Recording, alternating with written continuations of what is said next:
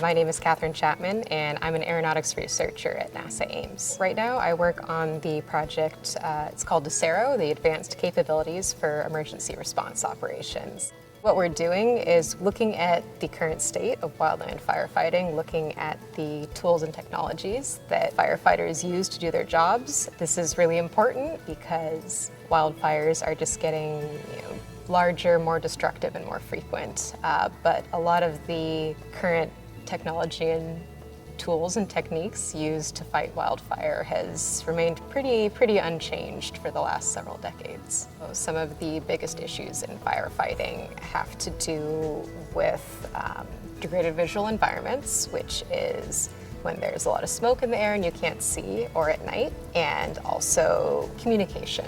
So degraded visual environments, these are times when planes can't fly.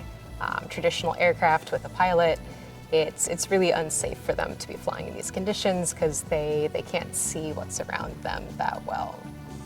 If we could start to expand some of those operations into the smoke, into the nighttime with drones, where we're not putting a human operator at risk, that would be huge because it would allow us to double, maybe even triple the amount of resources that are on a fire, and could really allow for some big strides to be made without having to put more people at risk. Another big issue in firefighting is communication. Drones are helping to solve the problem of communications by serving in a couple different ways. They can be used effectively as a cell tower in the sky to bounce signal between different remote areas and allow people to communicate on a fire that wouldn't otherwise be able to do that. They also allow for a lot more complex data than a radio would. Right now, almost all communication that happens on a fire is over radio. But if you begin to have drones, you begin to have this infrastructure,